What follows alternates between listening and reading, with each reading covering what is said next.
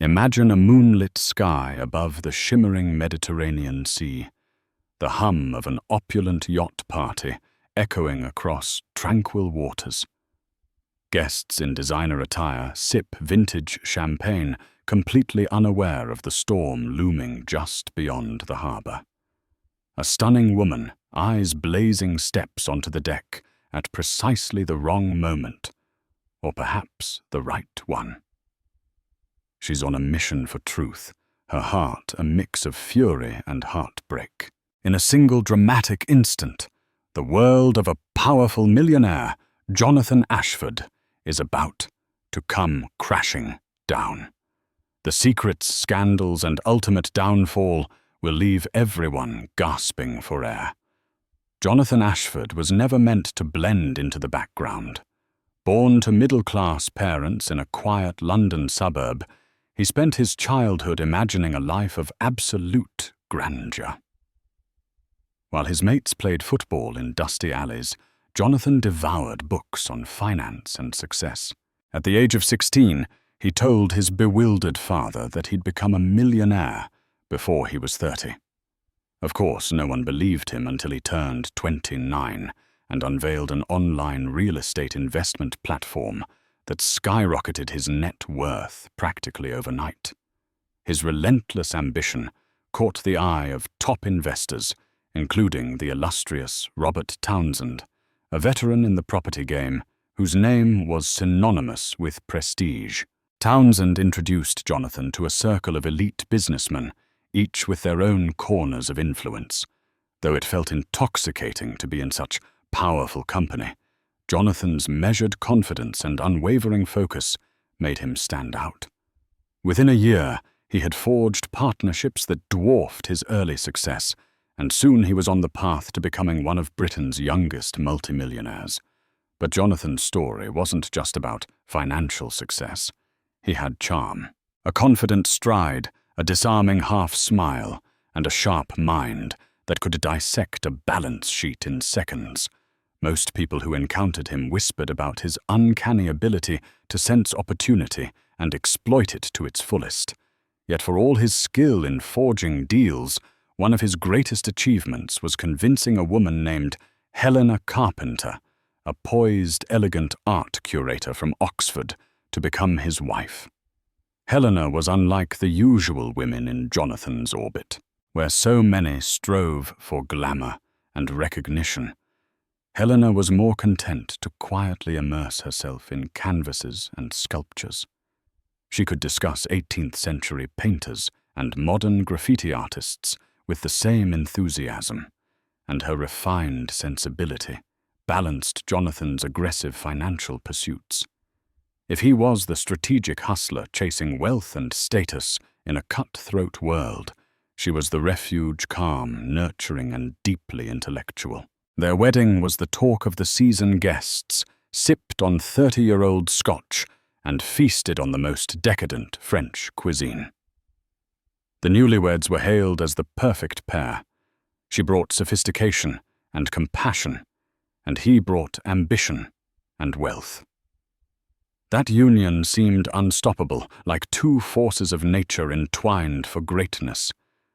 However, beneath the dazzle and adoration, Helena's world was a quiet space of self-reflection. She had married Jonathan out of love, yes, but also out of fascination with his fierce determination. In turn, he admired her cultured worldview. Over time, her unwavering support gave him an incredible springboard to focus on bigger expansions, riskier investments, and all-consuming pursuits that devoured their time together. It was subtle at first. Jonathan would miss dinners, then anniversaries. The gentle hush of their Oxford flat turned into the distant hum of private jets and hotel rooms in New York, Milan, or Hong Kong. Helena, initially understanding, found herself increasingly isolated in her own home. And Jonathan, though he'd always showered her with luxurious gifts and heartfelt apologies, was too driven to notice the rift widening day by day. Still, Helena believed it was just a phase. Success like Jonathan's demanded sacrifices. He'll come around, she told herself. He loves me. And so she waited her faith in him, steadfast, hoping that once the dust of his booming career settled, they'd finally enjoy the stability and closeness she craved. It was a golden time until the facade began to crack. She couldn't pinpoint the exact moment it all changed, but she'd later recall small signs, the unfamiliar cologne wafting off his suits, the half-smudged lipstick mark on a shirt collar. He was too distracted to notice the suspicious texts that made his phone buzz late into the night. Red flags started popping up everywhere, planting seeds of doubt in Helena's mind. Though her heart pounded with suspicion, Helena told herself it was all in her head. Jonathan was simply a magnet for female attention. Success had a way of drawing admirers like moths to a flame. She tried to reassure herself that her husband was faithful, that he wouldn't risk their bond. She repeated it like a mantra whenever she felt unsettled. He wouldn't betray me. Yet those seeds of doubt quietly took root, and soon Helena's heart would lead her down a path of painful discovery. Their lives, once so perfectly aligned, were set on a collision course that would rock not only their marriage, but also the glittering empire Jonathan had so meticulously built. Helena's first inkling of real trouble came one morning when she checked their joint account. She hated prying into the finances. Jonathan always handled them, but the request for a major museum donation had landed on her plate as part of a philanthropic project she was coordinating. She needed to ensure the funds were there, and of course they should be, except the balance was unexpectedly low. Alarms rang in her mind. Where was all the money going? Jonathan regularly made large transactions for property deals, but he always informed Helena of big moves if only to keep her in the loop. This time, there had been no mention. No courtesy, heads up. She closed her laptop, heart thumping. She didn't want to overreact, but resolved to have a candid conversation with him that evening. That night, Jonathan breezed in late, but Helena found him in the study, his tie loosened, swirling a glass of whiskey. The usual shadows under his eyes seemed deeper, and the strain in his voice was evident as he greeted her. She gently broached the topic of the missing funds. His response was dismissive at best. Big expansion in Berlin, he said, not meeting her gaze. I'll have the details soon. Don't worry about it. He offered no further explanation, and Helena, not wanting to spark an argument, let the subject drop. But the anxiety gnawing at her only intensified. 2 days later, she received a call from an old friend, Joanna Pierce, who worked as an auction specialist. Joanna mentioned seeing Jonathan in a swanky restaurant with a stunning brunette, describing the scene as intimate. Helena's ears burned. She forced a laugh, telling Joanna she must be mistaken, but she could hardly keep her voice steady. He's got so many business associates, Helena rationalized. That must be it. A business dinner, nothing more. Yet that haunting feeling refused to subside. Helena decided to confide in an unexpected ally, Andy Harrington, Jonathan's close friend and business partner. Andy had been around since Jonathan's earliest days, and while his loyalties lay with Jonathan, he also cared for Helena like a sister. She caught him at the end of a gallery event and asked if he could spare a moment. They met at a quiet cafe near the gallery. Helena recounted her suspicions about the missing funds, the late-night phone calls, the rumors, and watched Andy's face turn grave. Look, Helena, I'd be lying if I said I haven't noticed a change in him, Andy confessed. He's distracted, takes calls at odd hours, steps out in the middle of negotiations. It's strange. But he paused, obviously, torn between honesty and loyalty to Jonathan. We don't have any proof, and Jonathan is known for making quick deals. Still, If you feel uneasy, maybe it's best you talk to him directly, or consider a private investigator." The conversation left Helena with a swirl of conflicting emotions. She hated the idea of spying on her husband, yet the fears in her mind refused to die. She could no longer fully trust Jonathan's evasive explanations, so she decided on a middle ground and attempted open communication one last time before taking a more drastic step. But that night, Jonathan came home later than ever, reeking of expensive perfume that definitely wasn't hers. When Helena gently prodded him for conversation, he brushed her off, saying he was exhausted. She noticed how he gingerly placed his phone face down on the nightstand. Her eyes flicked to it momentarily, and he caught her stare. Trying to read my messages now, he snapped an edge to his voice she hadn't heard before. She felt stung. "I just want to talk, Jonathan, and I just want to rest." He turned away from her, lights off, and that was that. The weight of her suspicions kept Helena awake, staring at the ceiling for hours. She realized, heart pounding with dread, that the man beside her was becoming a stranger. The next day, while Jonathan was out on business, Helena quietly called a private investigator, recommended by Andy. Someone discreet, a man named John Davis. She needed concrete answers for the sake of her sanity, if nothing else. John Davis was professional and kind, listening intently to Helena's concerns before agreeing to take on the case. "I'll find the truth," he told her gently, whatever it may be. Just be prepared for any possibility. For the next few weeks, Helena felt like she was living a double life. She smiled and attended her gallery events, politely feigned interest at dinner parties, and pretended nothing was amiss in her marriage. Meanwhile, John Davis sent her periodic text updates that made her heart thunder. Photographs of Jonathan heading into exclusive clubs with the same woman, bank statements referencing suspicious transfers, records of lavish gifts, jewelry designer handbags sent to an unknown address. It was real, her worst fears tangible and undeniable. Helena sat alone in her study, staring at proof of her husband's betrayal, tears streaking her cheeks. Her body felt numb, her mind roaring in disbelief. The man she had adored, the man who once said he'd do anything for her, was funneling money into an affair. In that moment, she felt an odd calm wash over her. She wasn't going to give in to despair, not yet. She would confront him on her own terms. She would gather her composure and face the truth. My marriage might be a lie, she thought. But I won't be a victim. 2 weeks after hiring the investigator, Helena's phone buzzed with an unexpected text from Jonathan Big Night.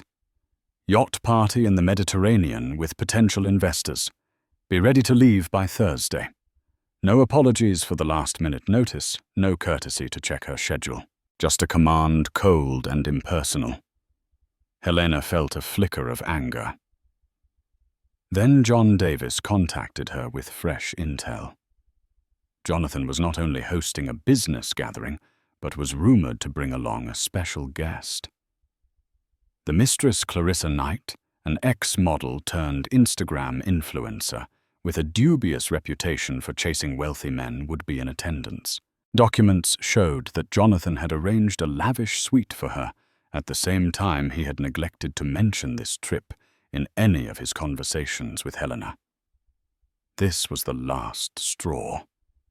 Helena decided she would join him all right, but on her own terms. She would no longer remain in the dark. For years she had turned the other cheek, trusting him, making excuses for him.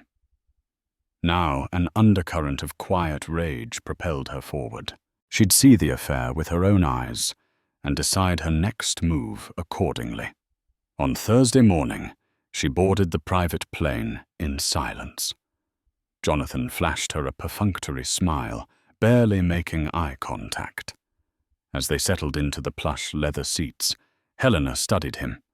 He looked exhausted, yet oddly elated, as if anticipating something thrilling at the end of the journey.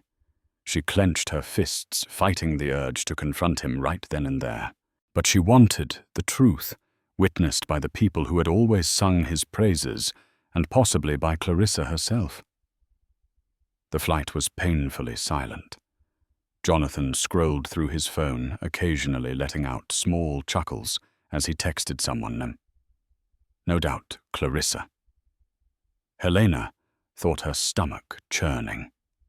She forced herself to look out the window, focusing on the cotton candy clouds and the infinite sky, wondering how her perfect life had spiraled into such a twisted mess. Upon landing in Nice, France, they were whisked away by a black limousine to the marina, where Jonathan's yacht, the Golden Dawn, was docked. Its gleaming exterior was a testament to his wealth, a pristine, three-decked spectacle that screamed opulence. Crew members in crisp uniforms helped Helena aboard, offering champagne and welcomes. She smiled politely, scanning the deck for any sign of Clarissa. None yet. Jonathan quickly excused himself, saying he had to finalize some logistics with the yacht's captain. That left Helena alone on the top deck, warm sun glistening off the azure water. She breathed in the sea breeze and let the tension in her shoulders momentarily ease. It struck her as bitterly ironic. This was supposed to be the lifestyle they had dreamed of, sharing exotic trips, luxurious parties, a life only a few could imagine. Yet standing here, she felt more alone than ever. Over the next few hours, guests poured in, business moguls from Berlin, socialites from London, a sprinkling of minor celebrities looking to latch onto the newest financial sensation. Helena recognized some faces from previous events, though the guest list seemed far more extravagant this time. Clinking glasses, polite laughter, and idle chatter set the stage for what Jonathan intended a brilliant show of wealth and power that would seal the next big deal. As night fell, the yacht set sail along the French Riviera. The party escalated, music pumping through hidden speakers, the dance floor filling with elegantly dressed attendees. Waiters circulated with hors d'oeuvres and champagne, and the entire upper deck shimmered under strings of fairy lights. It felt magical in a way, but for Helena, every glittering corner felt laced with lies. She watched Jonathan weave through the crowd, shaking hands, exchanging jokes, exuding the charm she once found irresistible. Then amidst the throng, Helena caught sight of a woman, tall, statuesque, with dark, flowing hair. She wore a sleek, figure-hugging gown that left little to the imagination. Helena's heart pounded. There was Clarissa Knight leaning in conspiratorially as Jonathan whispered something into her ear. It was unmistakable, the intimacy of their posture, the way Clarissa placed a manicured hand on his shoulder, the sly smiles they exchanged. For a moment, Helena's vision blurred with rage, tears threatening to spill. She steadied herself. This was her moment of truth, and she would not back down. She had endured enough lies and humiliations. With a deep breath, she navigated through the crowd, heading straight toward them. The hour of reckoning had arrived. The music was thunderous, reverberating through Helena's chest as she inched closer.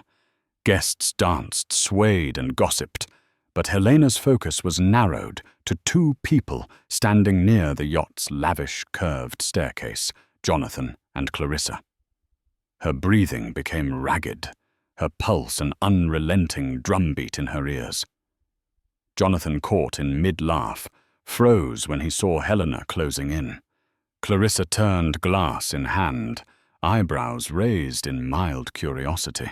To the onlookers, Helena must have looked every bit the poised socialite, chin held high, posture elegant.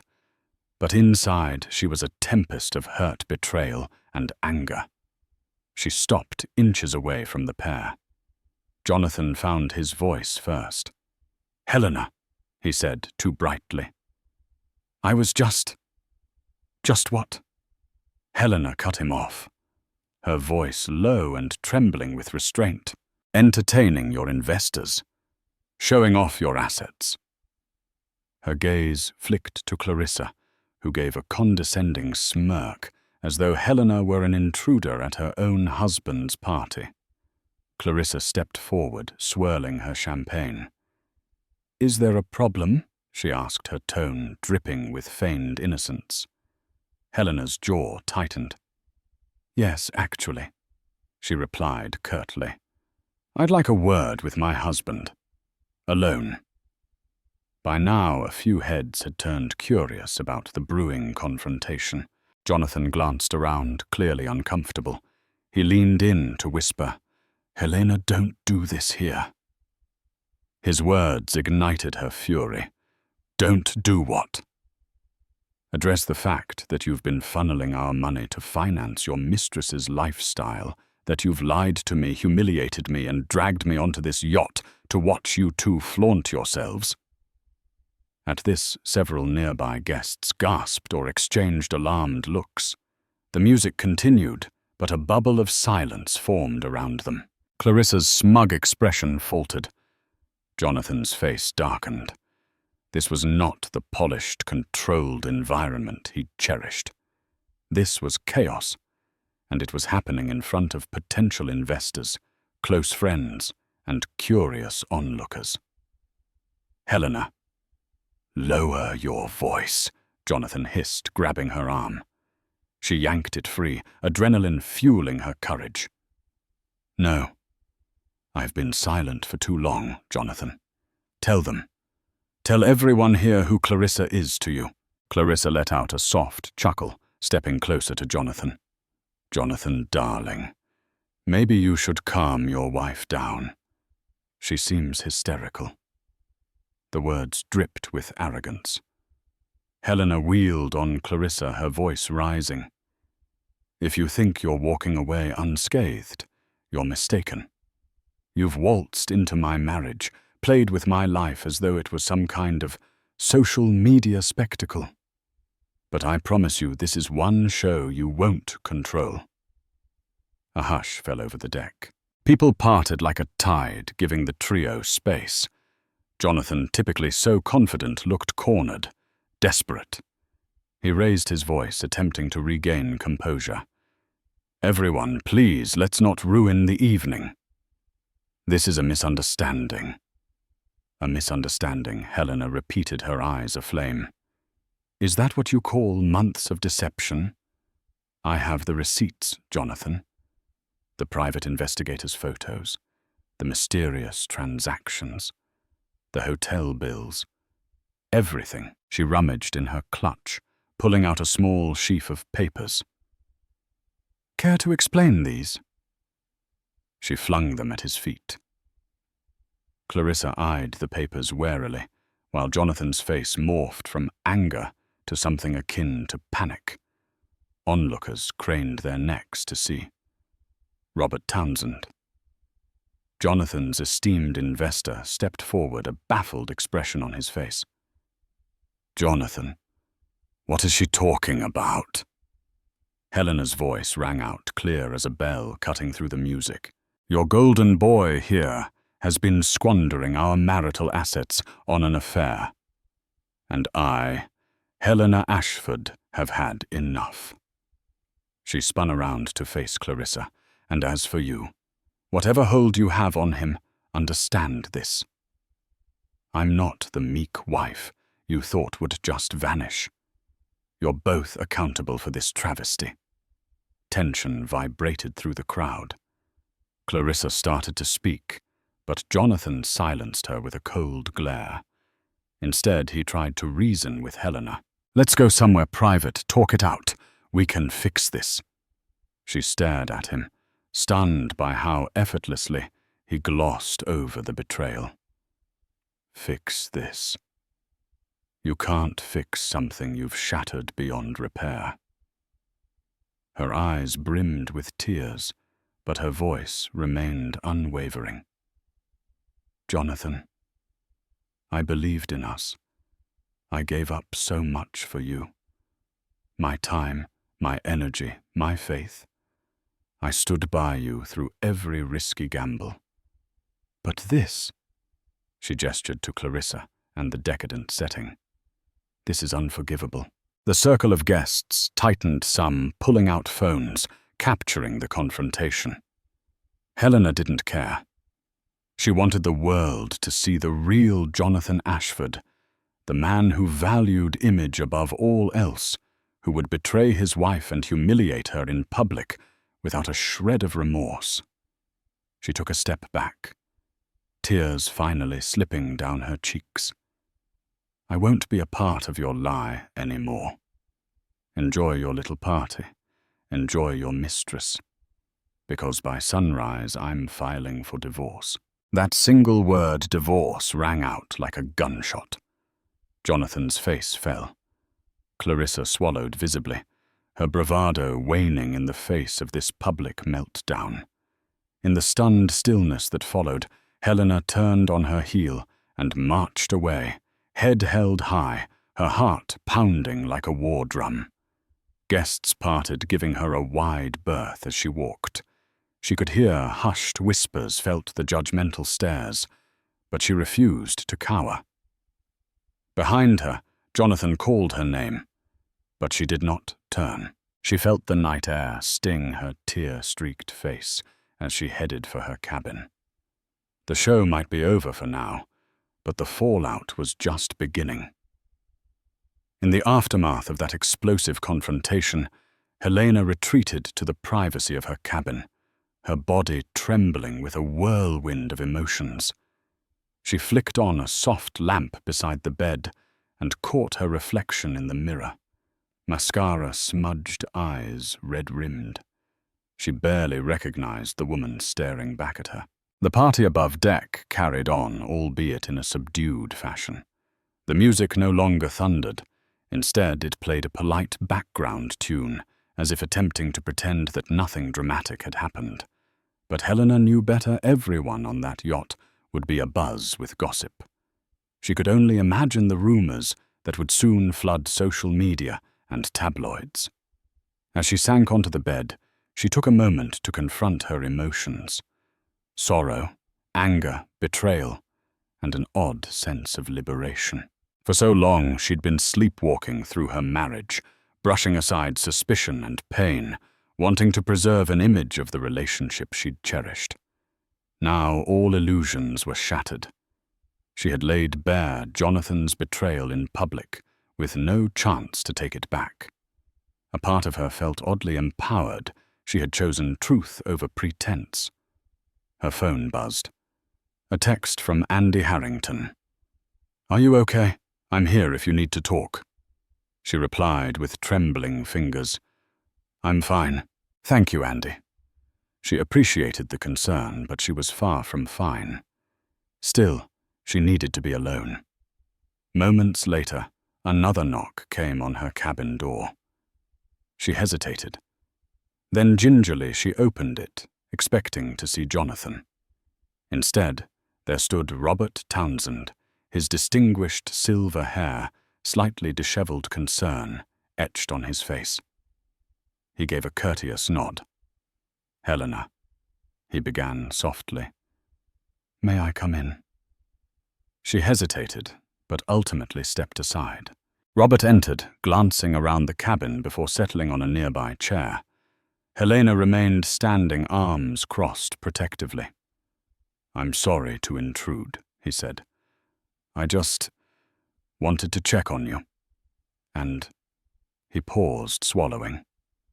"I wanted to say that if what you said is true, well, let's just say I'm disappointed in Jonathan, on a personal and professional level." Helena eyed him warily. "I don't know what he's told you, Robert. But yes, it's all true. I hired a private investigator. I have proof." He sighed, running a hand through his hair. "I believe you, Helena. Jonathan's always been ambitious, but I never imagined he'd jeopardize everything. His marriage, his professional reputation like this." Her shoulders sagged in relief. Thank you for believing me. I understand you plan to file for divorce. She nodded, silent tears threatening again. I can't stay in this. I can't live a lie. Robert looked thoughtful. I respect that. Just know if you need any assistance, legal advice, or help back in England. I'll do what I can. Jonathan. Well, he and I have business ties, but that doesn't mean I condone what he's done. He paused, voice gentle. I'm truly sorry you had to go through this. Touched by his sincerity, Helena forced a weak smile. Thank you. He stood, patting her shoulder. Try to get some rest, Helena. Tomorrow this yacht will dock, and you can do what you need to. The next steps might be difficult, but you're stronger than you know. After Robert left, Helena locked the door, leaning against it for support. She stared at the scattered papers that had fallen from her purse documents, outlining Jonathan's deceit. So much evidence of a crumbled marriage. She picked them up and placed them neatly on a small table, telling herself that come morning, she'd figure out the logistics. For now, she needed sleep, a momentary escape from reality. But sleep wouldn't come easily. Her mind reeled with images, Jonathan whispering into Clarissa's ear, the horrified looks on their guests' faces, the heartbreak in her own reflection. She curled up on the bed, hugging a pillow. In time, exhaustion won out, and she drifted into a restless slumber. The next morning brought a cold clarity. The yacht had docked in Monte Carlo. Helena woke up groggy and unprepared for the day, but resolved to leave as soon as possible. She stepped out of the cabin, luggage in hand, and was startled to find Jonathan waiting in the corridor, shadows under his eyes telling her he'd probably slept no better than she had. He raised a hand in a placating gesture. Helena, please, let's talk. Her throat tightened. We talked enough last night, Jonathan. I'm done. He grimaced. I know I messed up all right. I was stupid, reckless. But we can figure this out. You don't have to. She bristled, voice cracking with anger and hurt. Don't tell me what I have to do. Do you know how humiliating it was to find out from a third party that my husband is cheating, to realize half our money is going to some woman I've never met, to stand on that deck last night and confront you in front of everyone?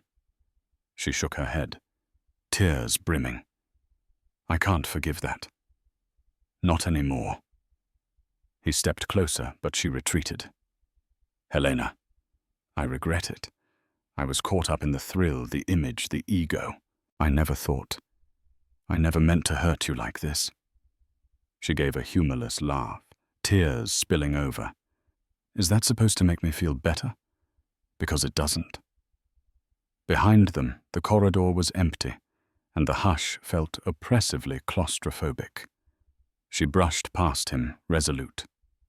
Goodbye, Jonathan. I'm leaving. She didn't wait for a response, storming down the hallway and onto the deck. The sun was blazing over Monte Carlo's lavish skyline, but Helena barely noticed. She felt hollowed out, as though the very foundation of her life had crumbled.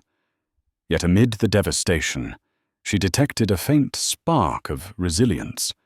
She was free from illusions, free from compromise. What happened next was up to her. Without a backward glance, she departed the yacht. Each step onto the solid ground felt simultaneously agonizing and liberating. She was alone in a foreign city, weighed down by emotional wreckage, yet unburdened by lies. And though the road ahead was uncertain, Helena knew one thing for sure. She would rebuild with or without Jonathan Ashford. Helena secured a suite at a 5-star hotel in Monte Carlo. The irony wasn't lost on her. She was using the fortune built upon Jonathan's success to distance herself from him. As she slipped into the plush bed that evening, staring at the opulent ceiling, she felt torn between heartbreak and grim determination. She knew what needed to be done. The marriage was over. Now came the legal battle. The next day, Helena was bombarded with calls and texts, some from concerned friends, others from nosy acquaintances fishing for scandal. Even the press had gotten wind of the dramatic confrontation on the yacht, with tabloids printing sensational headlines: "Mogul's wife exposes infidelity at $1 million soiree." She ignored them all, focusing on a single mission, taking control of her life and the assets that rightfully belonged to her. She reached out to a top-tier divorce attorney, Maria Quinn, someone recommended by Robert Townsend. Maria, a sharp-witted woman with a reputation for playing hardball, wasted no time. Over a series of Zoom calls and document exchanges, they prepared the necessary legal paperwork. Maria cautioned Helena that Jonathan would likely try to settle quickly. His public image would be at stake. Indeed, just 3 days later, Helena received a frantic call from Jonathan. She hesitated before answering, but curiosity got the better of her. "Helena," he said, voice tense, "the tabloids are going insane. Investors are questioning my judgment. Let's handle this quietly. I'm prepared to offer a fair settlement." She was silent for a moment, feeling the swirl of conflicting emotions. She recalled the times they laughed together, supported each other, built a life. But she also remembered Clarissa's smug face, the lies, the betrayal. "That's not for you to decide alone, Jonathan," she finally replied, voice even. "Talk to my lawyer." He sighed, exasperated. "Why are you doing this so publicly? Think about your reputation." A bitter laugh escaped her lips. "My reputation. You should have thought about that before you started flaunting your affair. Don't try to guilt-trip me. This is on you." She ended the call, heart hammering. She sat there, phone in hand, until the screen went dark. This was real. The illusions of marital bliss were gone, replaced by a steely resolve. Meanwhile, Monte Carlo proved a surprisingly peaceful place to process her pain.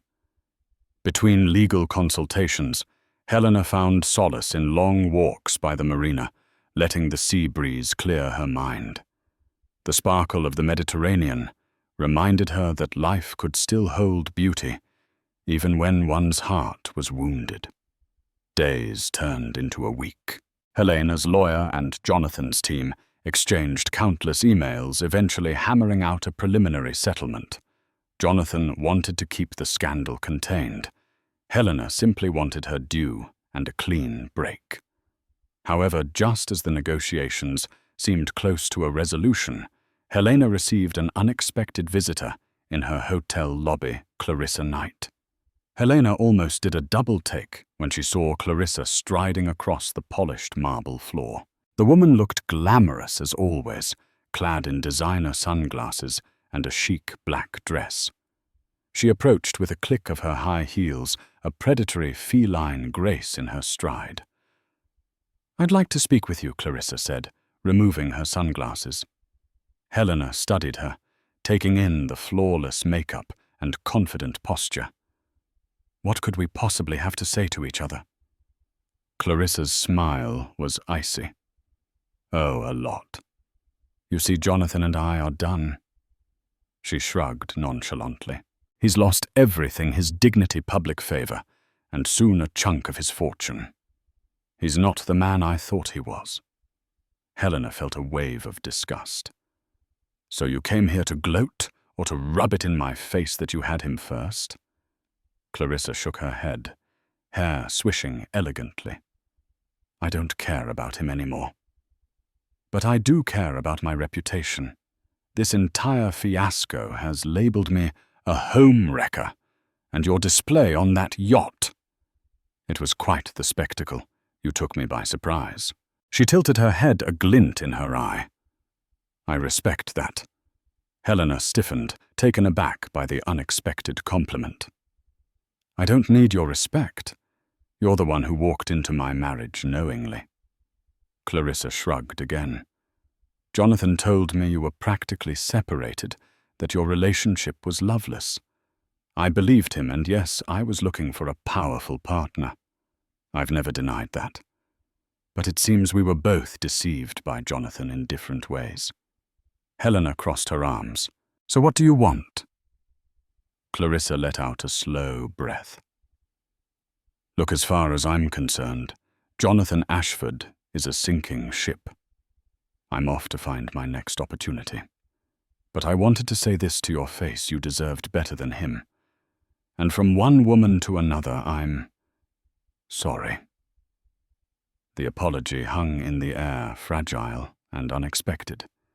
Helena wasn't sure whether to believe it, but she sensed a hint of sincerity in Clarissa's guarded gaze. She nodded stiffly. I won't forgive you, but I can appreciate your honesty now. Clarissa placed her sunglasses back on her polished mask of confidence, sliding into place. Take care of yourself, Helena.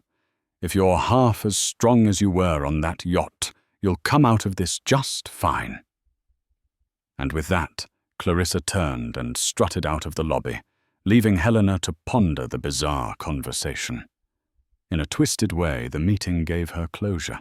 She realized she was truly done with Jonathan's circus of deceit, and she was ready for the next phase of her life on her own terms. Back in London, Helena stepped off the plane with mixed emotions. The city that once felt like home now felt alien. She was returning not as Jonathan Ashford's wife, but as the woman who publicly cast him aside. She pulled her coat tighter around her, the familiar chill biting at her cheeks. Within hours, she was sitting in the office of Maria Quinn, finalizing divorce documents. It turned out Jonathan was indeed eager to settle. His public image had taken a battering, and he didn't want a protracted legal war. Helena had insisted on a fair share of their jointly accrued assets, plus a sizable compensation for the betrayal and misconduct. Maria assured her they had a strong case, and the negotiations proceeded swiftly. During a brief recess in the meeting with Jonathan's legal team, Helena found herself alone in the hallway with her soon-to-be ex-husband. He looked thinner, more haggard, his usual polished veneer cracked. For a fleeting moment, she pitied him. "Are you really sure there's no going back?" Jonathan asked softly. Hands shoved into his suit pockets. Helena exhaled slowly. "This isn't about me being stubborn. You betrayed me, Jonathan. You broke every vow we made. There's no trust left." He lowered his gaze, silent. She could see regret flickering in his eyes, but it was too little, too late. The final round of paperwork took less than an hour. Jonathan signed with a shaky hand, as though physically affected by the gravity of this moment. Helena felt oddly calm, each signature bringing her a step closer to independence. At the last flick of her pen, it was done. They were strangers with a legal contract severing their ties. Walking out of the law firm's towering building, Helena inhaled the crisp London air. The city was ablaze with midday bustled taxis, red double-deckers, and rushing crowds. She felt an overwhelming sense of relief, interspersed with a pang of sadness. This was the end of one chapter, and the uncertain beginning of another. She met Andy Harrington for coffee that afternoon. He gave her a warm hug. "So, it's official?" She managed a soft smile. "Yes, we're divorced." They found a corner table by the window. Andy, never one for small talk, jumped straight to the point. "I've severed my business ties with Jonathan, too," he admitted. "Couldn't continue after everything that happened. Plus, our major investors lost faith in him. I've gone independent, focusing on smaller ventures. It's better for my conscience." Helena nodded, sipping her latte. I appreciate that, Andy. I'm sorry you lost a friend in all this. He shook his head. He's the one who chose this path. Don't apologize. Then he looked at her kindly. What about you? Any plans for the future? She mulled over the question. For so long her identity had been tied to Jonathan, his career, his ambitions, his life. But now she realized she had the means and freedom to pursue her own dreams. I think I'll expand my work in the art world. Maybe open my own gallery. She paused, eyes sparkling with newfound determination. I have the connections, the capital, and it's something I've always been passionate about. Andy grinned. That sounds perfect. If you need any business advice, I'm here. She smiled in return. Thank you. In the following weeks, Helena took the first steps toward building her new enterprise. She scouted potential locations, consulted with curators and artists she respected, and found herself immersed in the creative world she'd adored since her youth. The energy of creation and curation replaced the gloom of betrayal. Occasionally, she'd catch mention of Jonathan in passing. The tabloids teased stories about him relocating to New York, trying to rebuild his empire in the States. She never bothered to read the full articles. His life was no longer her concern. And yes, there were times when loneliness struck. Late nights in her new flat, the city lights twinkling outside, she'd remember simpler moments with Jonathan.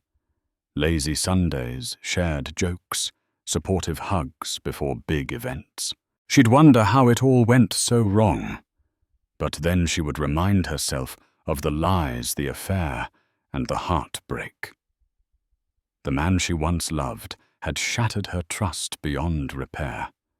Amid this emotional turbulence, she found small joys like choosing furniture for her new living space, discovering unique art pieces, and forming fresh friendships.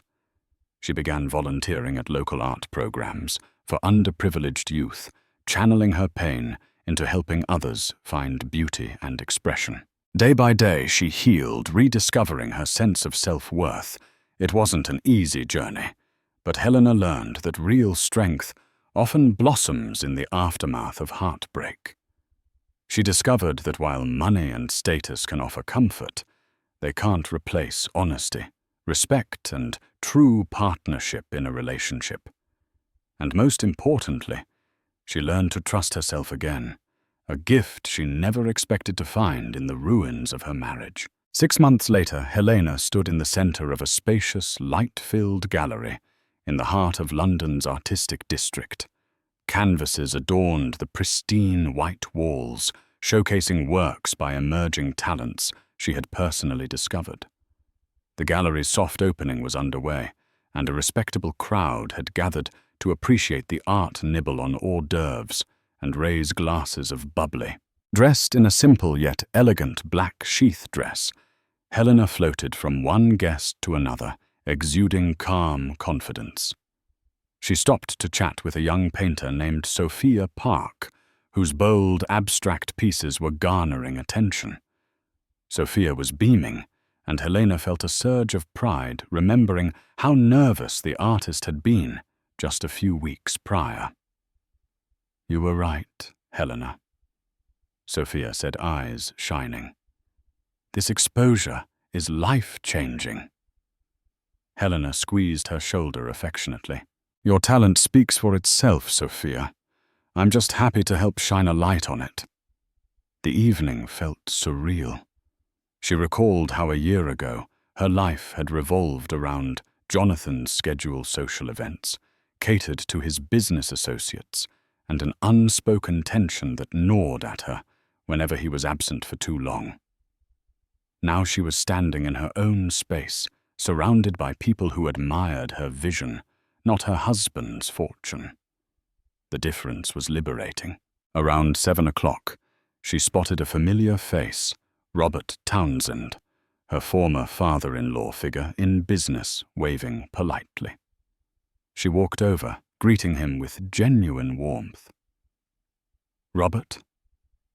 "I'm honored you came," she said, offering him a handshake. He smiled, returning her handshake with a gentle squeeze. "I wouldn't miss it. Heard so much buzz about your new gallery. And, well, I'm proud of you, Helena." She felt her cheeks flush slightly. "Thank you. That means a lot coming from you." They strolled through the exhibit together, discussing art and business, but carefully skirting the topic of Jonathan. Eventually, though, Robert cleared his throat. "I've had minimal contact with Jonathan lately. Well, let's just say he's struggling. The press in New York is relentless, and potential partners are wary of him after the scandal." Helena nodded, a pang of sympathy stirring in her chest despite everything. "I can imagine," she said quietly. "It's unfortunate that he couldn't see the value of integrity before it was too late." Robert sighed. "Indeed. But let's not dampen the mood. This is your night." He raised his glass in a small toast. "To new beginnings." She clinked her glass against his, feeling a genuine sense of gratitude.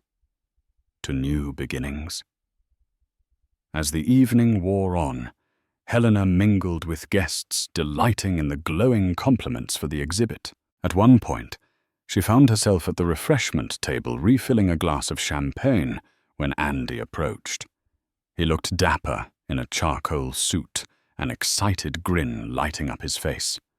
"The place is buzzing," he said, giving her a playful nudge. "Sold 2 pieces already, I hear." Helena laughed softly, a musical sound. "Yes, can you believe it? People are actually investing in these rising talents. It's exactly what I wanted to give them the chance they deserve." Andy toasted her. "Well, you're doing it. Helena Ashford, the art mogul in the making." She waved him off with a smile. "Let's not go that far. But I do feel fulfilled. Like for the first time, I'm doing something that aligns with who I am, not who I was trying to be for someone else." Andy's gaze was empathetic. "I'm proud of you. And if Jonathan could see you now." She cut him off gently. "He had his chance, Andy. Let's leave it at that." The two exchanged a look of mutual understanding. The name Jonathan now felt like a relic from another life, a reminder of how far she had come.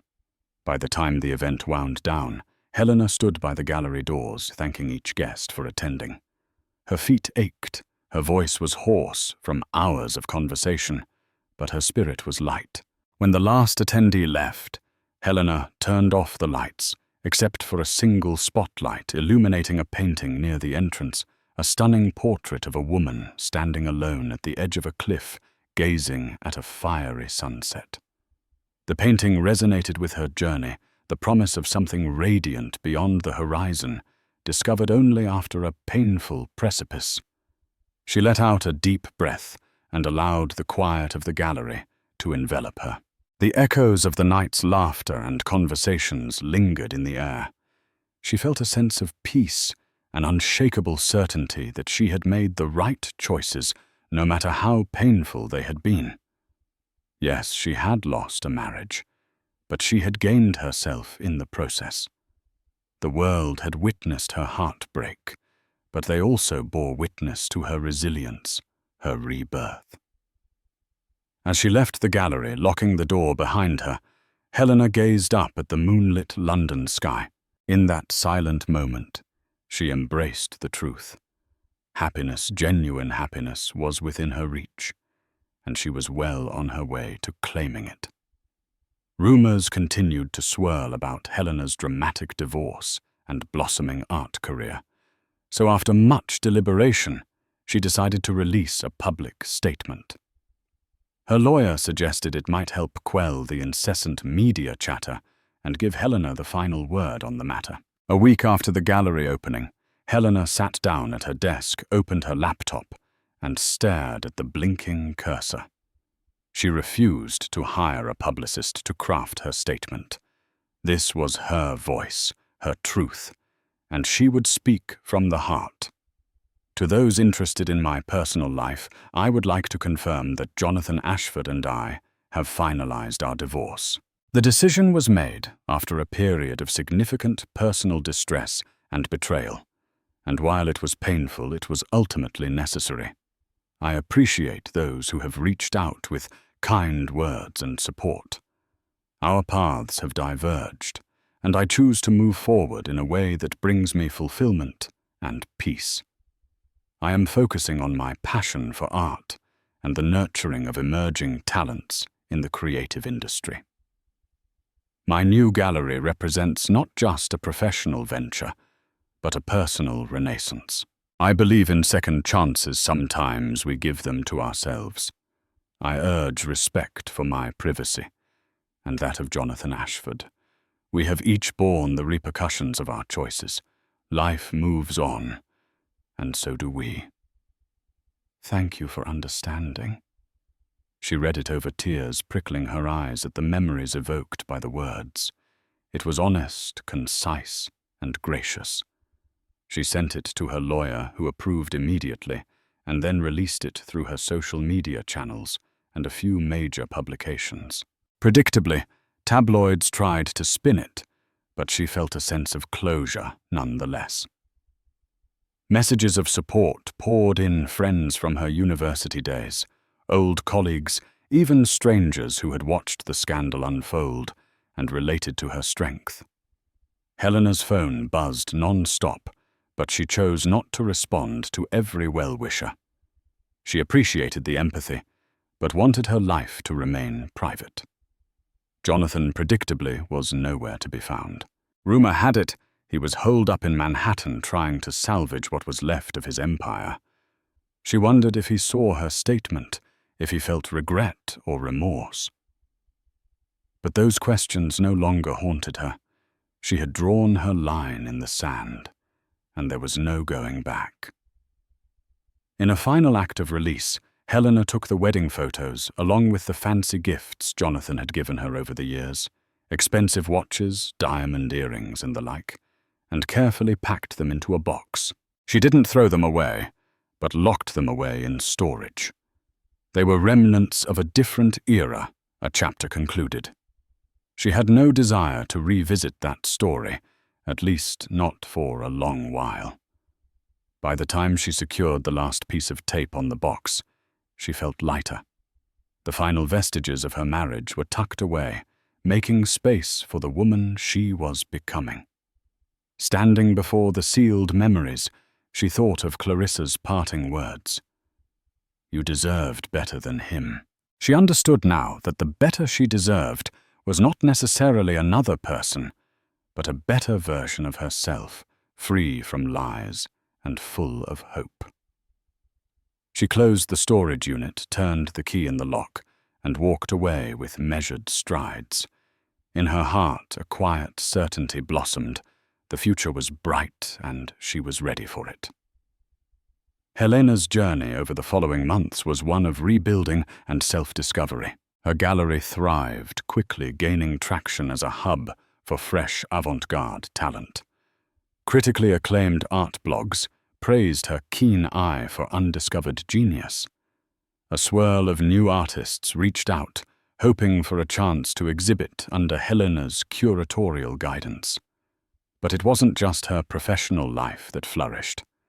Helena reconnected with old friends she had lost touch with during her marriage's roller coaster. She spent evenings hosting intimate dinner parties, filled with laughter and intellectual debate, rather than the stiff soirees that once characterized her social circle. She traveled to art festivals in Venice and Berlin, not to follow Jonathan on business, but to indulge her passion for creativity.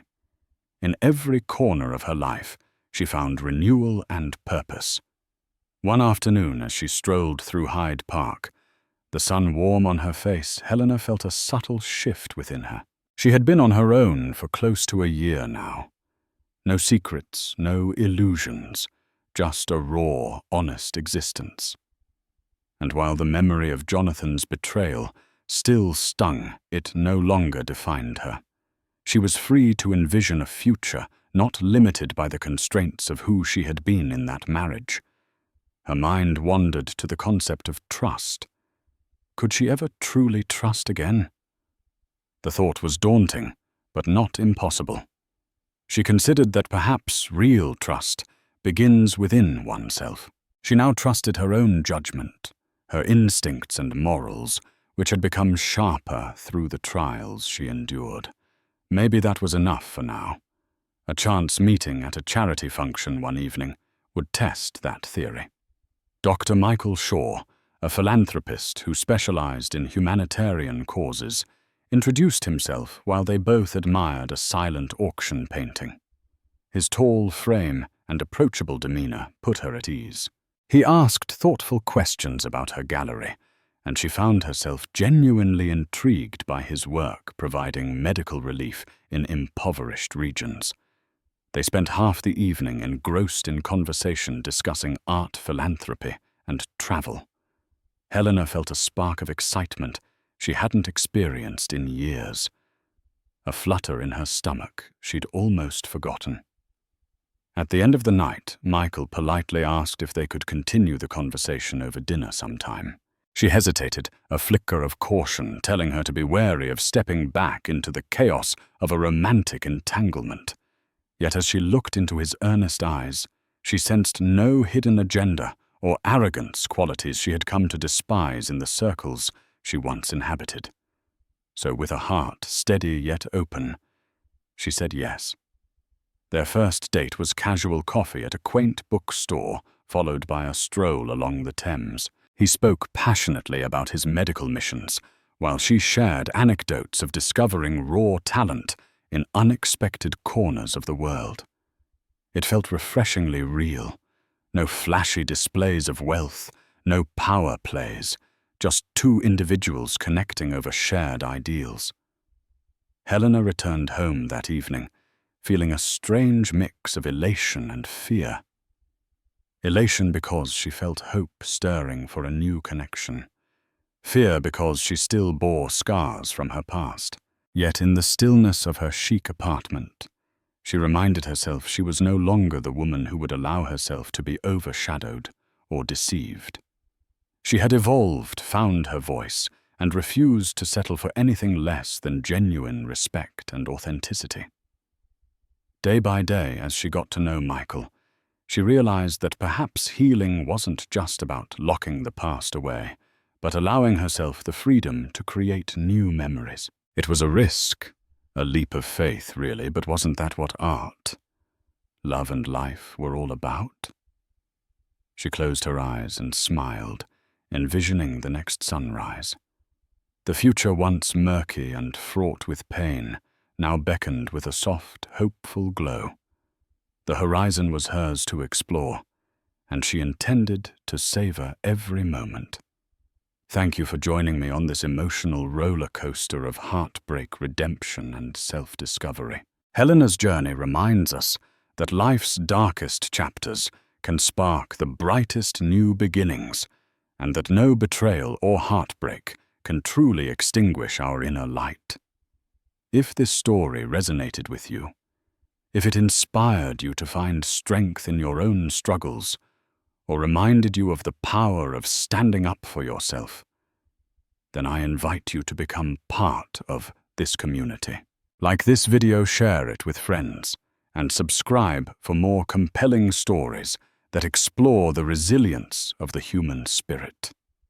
Turn on your notifications so you never miss an upload, because here we delve into the raw, real, and inspiring moments that shape us. Remember, your journey isn't over when you stumble. It's just beginning when you stand back up. Stay brave, and see you in the next video.